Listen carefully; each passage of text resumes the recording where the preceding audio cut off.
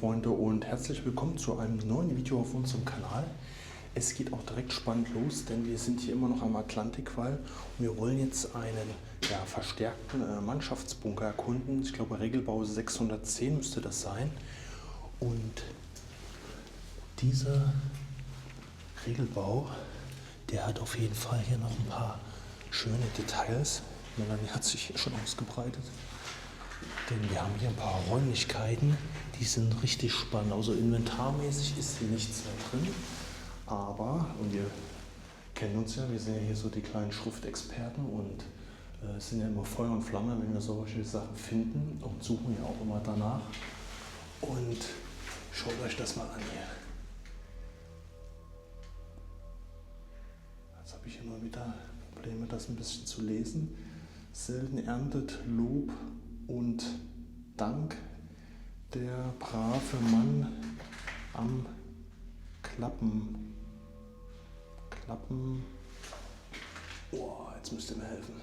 Klappen irgendwas, ich weiß es nicht, kann es nicht mehr so richtig lesen. Hier Achtung, Feind hört mit. Ein sehr, sehr berühmter Spruch, den man häufig in Bunkern gefunden hat. Oder halt auch in irgendwelchen Luftschutzanlagen.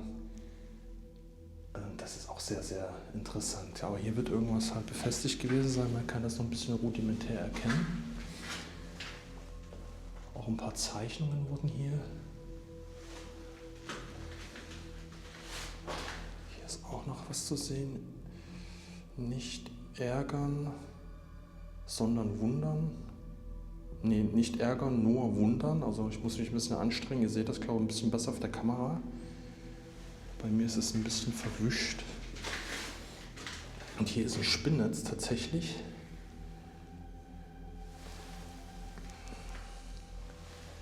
Ja, ihr könnt ja die Spinne erkennen.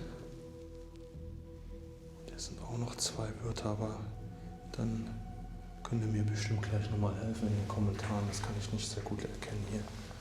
Da habe ich so meine Probleme mit. Auch hier nochmal, Feind hört mit. Auch interessant.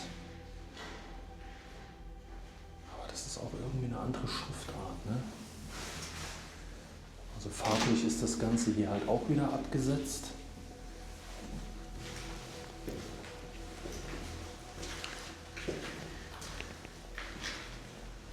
Hier schon reingeguckt, ja, hier war auch interessant.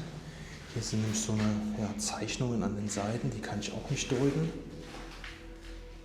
Auch noch nie gesehen. Wir gehen hier einmal so ringsrum. Sehr merkwürdig. Aber der ist jetzt auch nicht beschmiert, der Bunker, also auch nicht so wirklich, dass da jetzt hier groß Leute reinkommen. Von daher muss das schon irgendwie original sein.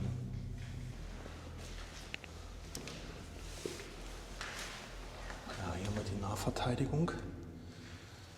Und hier haben wir noch weitere Sprüche.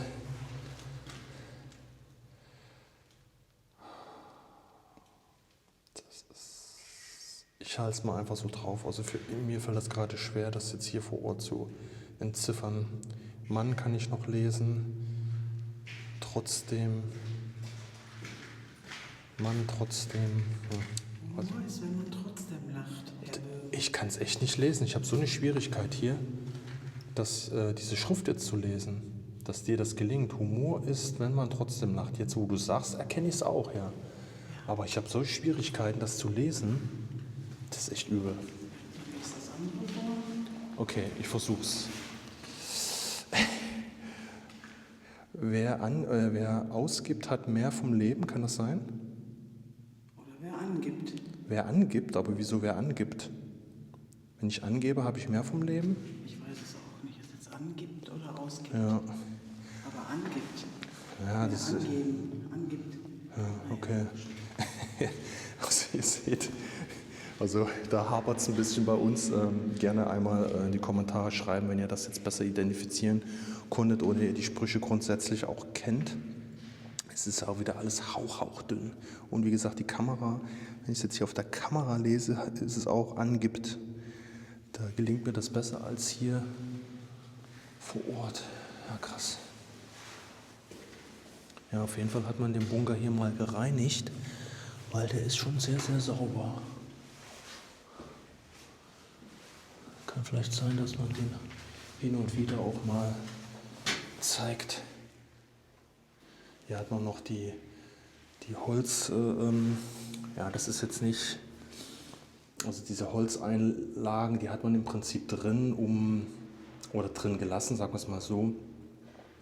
Die werden noch vom Baustammen, aber man hat sie drin gelassen, um Projektile ja, direkt aufzunehmen, dass man nicht so eine krasse Splitterwirkung irgendwo hat. Das habe ich schon mal nachgelesen, also dass diese hier direkt gestoppt werden in dem Holz. Ja, und hier ist der Zugangsbereich aber auch verschlossen. Also es gab 2 Zugangsbereiche. So, liebe Freunde, der Einstieg war ein bisschen wild. Ich weiß, deshalb musste es schnell gehen. Hier nochmal die offizielle Begrüßung. Mein Name ist Christian. Melanie ist natürlich auch mit dabei. Die macht jetzt nur gerade einen Break, weil wir haben jetzt schon wieder so eine riesen Runde gemacht. Und die wartet jetzt eine Weile auf mich. Und diese eine Location, die wir gerade zu Anfang gezeigt haben, da muss man halt mal alle Chancen nutzen dann in dem Moment. Und dann muss es halt auch mal schnell gehen. So, wir sind jetzt hier weiter am Atlantikwall unterwegs in Dänemark und sind jetzt hier an einem weiteren Küstenabschnitt angekommen. Die genaue Batterie habe ich jetzt nicht auf dem Schirm. Wir werden hier wieder einen Mannschaftsbunker haben. Das sieht man hier schon ganz gut, weil man hat jetzt hier wieder einen Tobruk.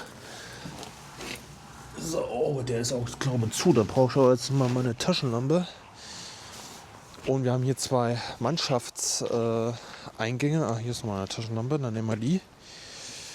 So, der ist hier scheinbar betoniert oben, also zugemacht. Ja, tatsächlich. Oh, hier sieht man noch Aufstiegshilfe. Aber hier oben ist eine Plombe drauf.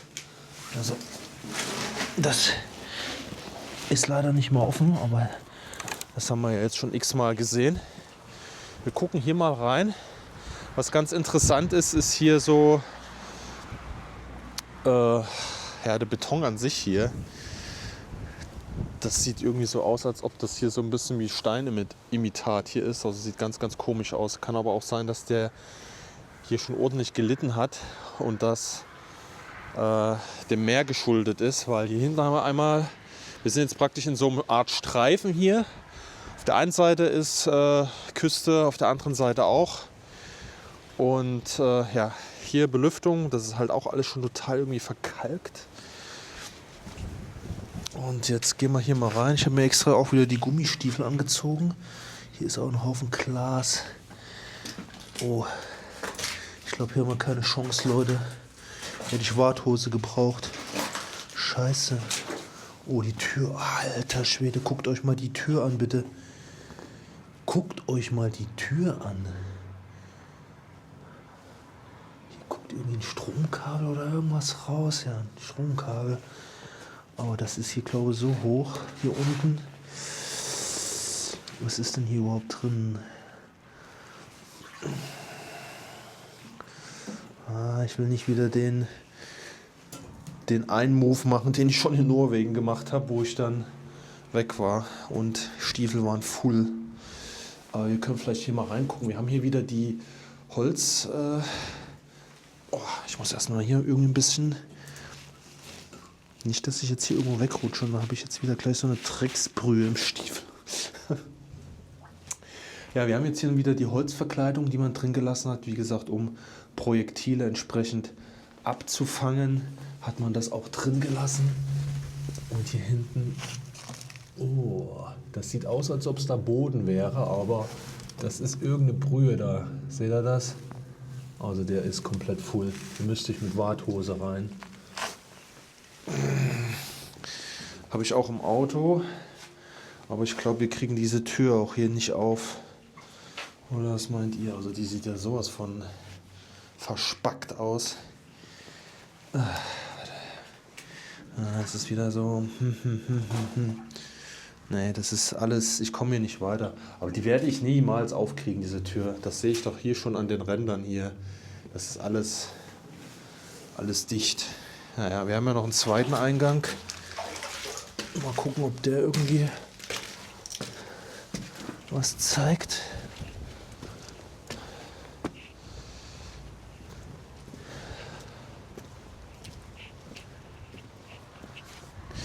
So. Ah ja, das ist auch so hier unten. Aber hier ist eine Tür offen. Ich glaube.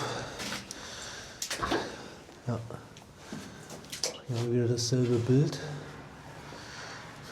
Können wir noch ein bisschen weiter runter gehen. Oh, da sind noch 2 große Türen. Boah, das ist irgendwie so eine Drecks. Oh ja, da hinten ist die andere Tür, die ist zu. Aber hier komme ich auch nicht weiter. Hier komme ich nicht weiter, okay. Naja. Aber wir werden da drin höchstwahrscheinlich nicht viel sehen. Hier ist ein großer Raum drin. Aber es sieht auch nicht so aus, als ob da jetzt Zeichnungen oder Schriften drin sind. Von daher würde ich mal sagen, können wir uns das auch schenken. Wäre natürlich jetzt ein Abenteuer, wieder hier durchzugehen. Aber hier unten ist so viel Zeug drin. Es kann passieren, dass mir dann auch meine Warthose aufreißt. Okay, also Mannschaftsbunker, sage ich mal, machen wir check. Wir haben jetzt noch ein ganz besonderes Relikt, nämlich hier. Das ist jetzt erstmal irgendwie, finde ich, ein bisschen interessanter. Also dranbleiben. So, hier nochmal der Blick zurück. Und hier geht es im Prinzip raus. Hier werden halt Gräben gewesen sein. Und zwar müssen wir hier hoch. Seht ihr die kleine Kuppel? Klein, wenn wir davor stehen, die wird schon sehr groß sein. Das ist ein 6-Schartenturm an einem Regelbau 634. Und diese Schartentürme, die sind nicht mehr so häufig zu sehen. Gerade hier in dem Bereich. Das hier unten scheint eine Packgarage zu sein, auch sehr groß. Da gehen wir auch gleich noch mal rein. Vielleicht haben wir jetzt Glück und kommen jetzt hier in den Bunker hier rein. Puh. Also der Weg hier hin ist einfach. Die Frage ist, wie sieht es drin aus? Oha, das ist ja auch mal interessant hier. Okay. Hier Maschinengewehr. Oh oh. Oh oh.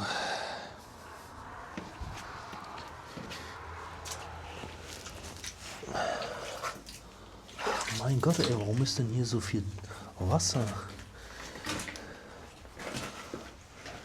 Was liegt hier alles drin?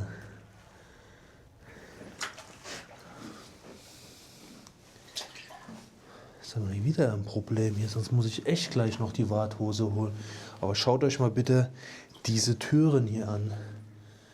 Das ist ja unnormal. Das ist ja absolut unnormal. Oh, das ist richtig spooky. Ja, hier, das ist... Oh, du Scheiße. Das hat jetzt gerade noch so viel gefehlt. Okay, also aus dem Rückzug. Scheiße.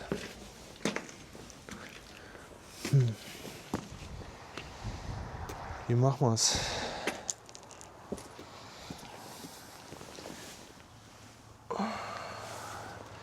Ja, wir gehen erstmal eben hoch zum Turm.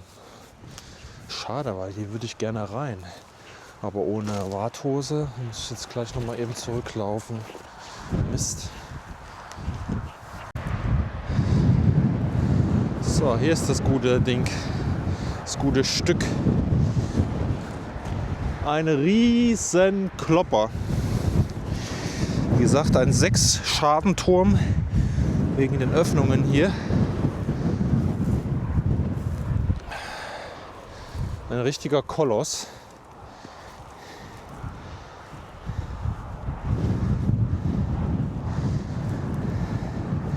Und hier muss es halt auch noch irgendwo reingehen. Ich weiß, dass es hier noch einen Schacht gibt. Das wird der hier sein. Aber den kriege ich nicht gehoben. Da bräuchte ich jetzt irgendeine eine Stange, wo ich ein bisschen Hebelwirkung habe. Ja, hier sind Steigeisen.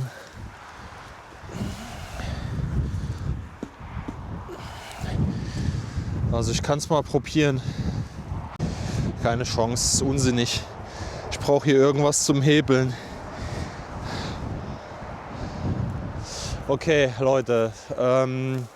Ich werde jetzt gleich nochmal zum Auto zurückgehen und die Warthose holen, weil es macht ja sonst keinen Sinn. Wir gucken uns aber vorab hier nochmal kurz die Packgarage an.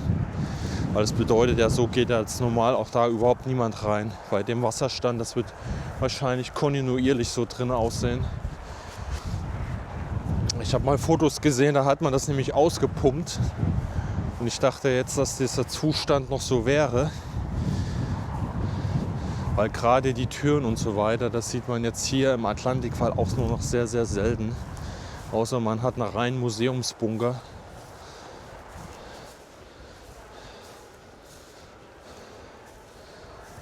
Oh, die sind alle voll, Leute. Die sind alle voll. Hier auch. Na, hier komme ich zumindest hier vorne schon mal rein. Hier auch die Nahverteidigung. Und hier ist nämlich zum Beispiel die Tür weg. Was ist das denn hier unten?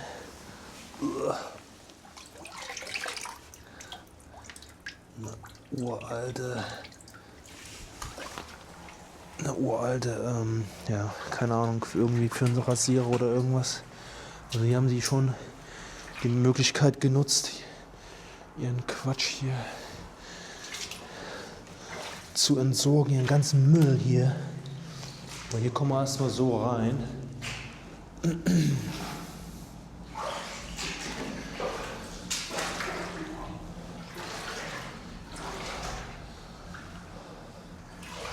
Aber hier gibt es ehrlich gesagt auch jetzt nichts Spannendes zu sehen.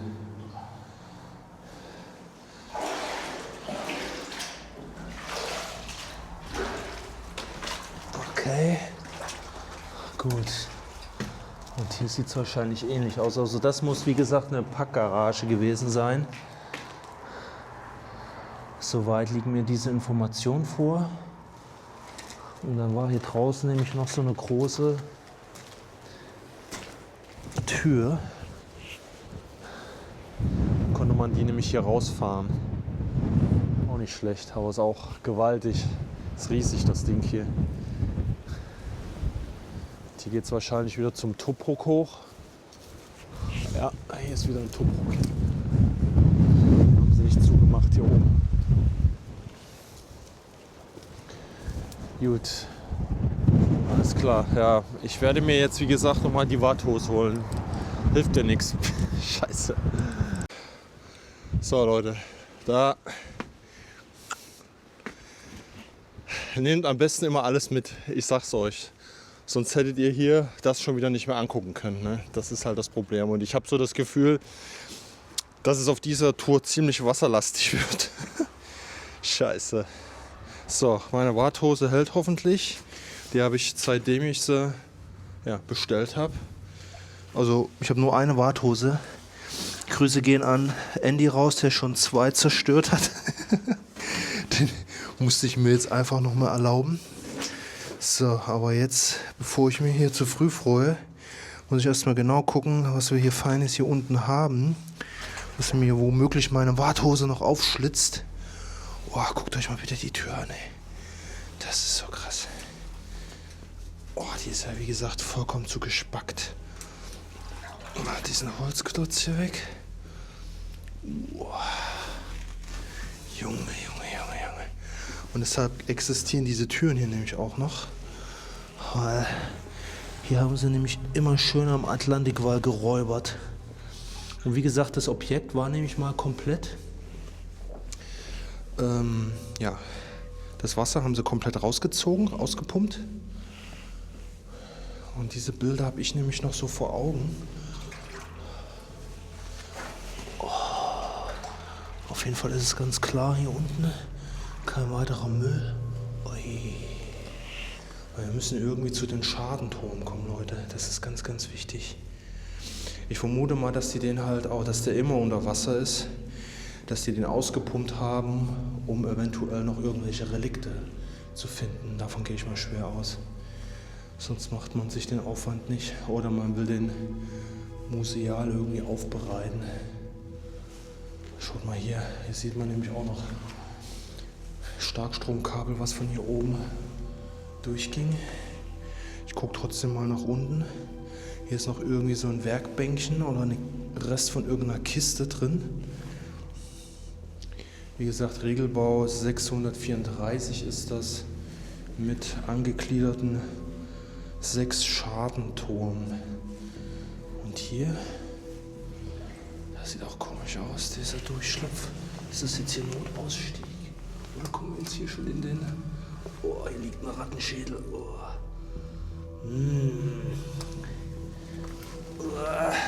Leute. Oh.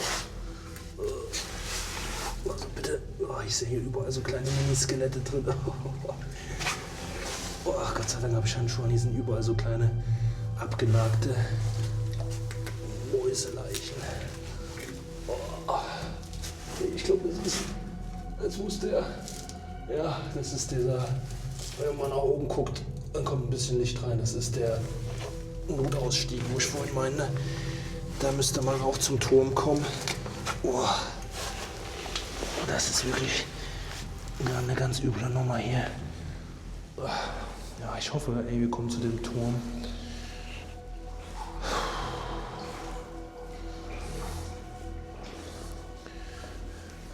Die Tür ist noch drin. Ihr seht ja, wie stark verrostet die ist. Weil hier das Wasser die ganze Zeit arbeitet. Die Feuchtigkeit hier drin.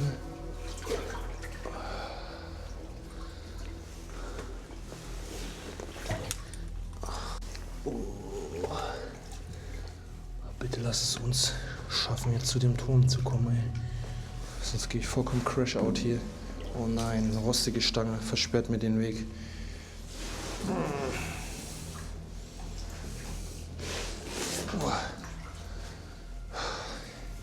Hier unten sind größtenteils Bretter, Steine. Das wird der zweite Einstieg hier irgendwie gewesen sein. Da fehlt schon ein Teil der Tür.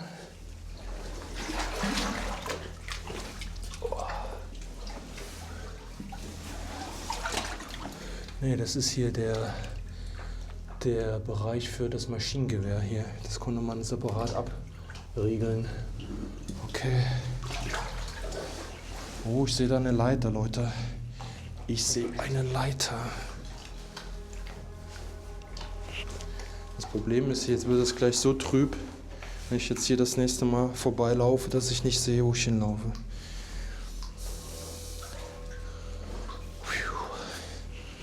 Leute, schaut euch das mal an, ey. Boah, ey, das hat eine Atmosphäre. Das hat wirklich eine richtig krasse Atmosphäre, wie das jetzt hier vergammelt, aber immer noch drin ist. Oh, da unten liegt auch irgendwas Undefinierbares. Oh. Gruselig. Oh Leute, wir sind genau unter dem Turm. Geil, wir haben es geschafft. Ich fasse es nicht, wir haben es wirklich geschafft. Einziges Problem ist diese vollkommen verrostete Leiter. Das bitte nicht nachmachen. Aber ich muss ja hier irgendwie jetzt hochkommen. Aber ich teste das mal eben an. Also da lege ich mal kurz die Kamera weg, weil das ist schon Quatsch. Okay. Das klingt komisch hier.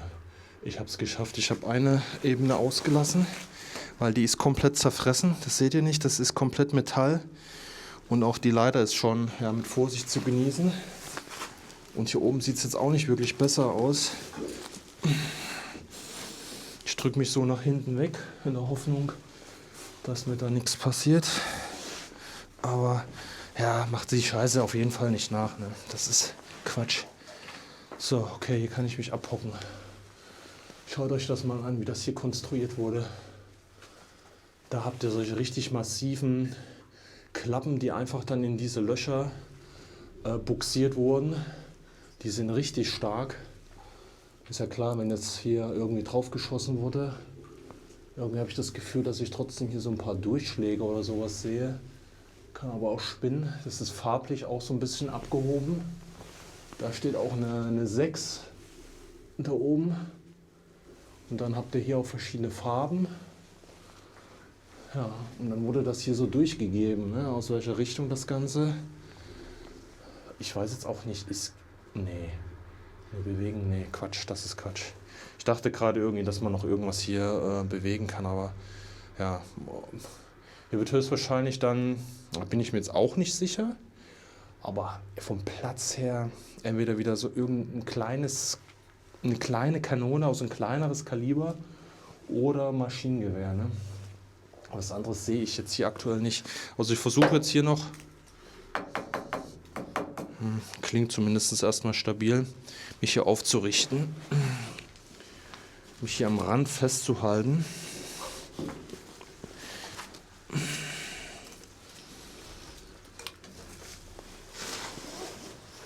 Vor allem darf ich jetzt die Warthose nicht kaputt machen.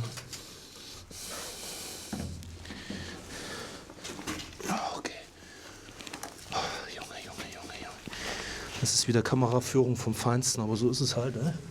Was wollen wir machen? Kopfkamera ist zu dämlich, ich sehe da nicht, was ich filme. So, ich stehe jetzt. Ihr habt hier die Grasnarbe. Blick auf Straße. Das ist krass. Wie gesagt, in Saarbrücken, im Bereich des Westwalls, bin ich nicht hier reingekommen in so einen Turm. Ging auch gar nicht. Das war ja alles zu, diese Bunker. Aber hier sehe ich das Ganze jetzt mal. Und das ist halt wirklich krass. Ja, hier oben seht ihr auch, ne? Von hier oben, wie weit ich jetzt hier hoch bin. Da unten ist die Tür. Und hier ist wahrscheinlich noch so ein Rohr für entweder Dämpfe, die hier entstehen, um das irgendwie abzuleiten, oder vielleicht Munition, die hier nach unten verbracht wird. Das hat man ja auch häufig in diesen Türmen, dass es da nochmal so einen Schacht gibt, weil man das da auf dieser Seite auch hat, ne? Da auch. Ich denke mal, das ist für sowas. So Leute, wie gesagt, nehmt immer alles mit, dann schafft das auch in diese Anlagen.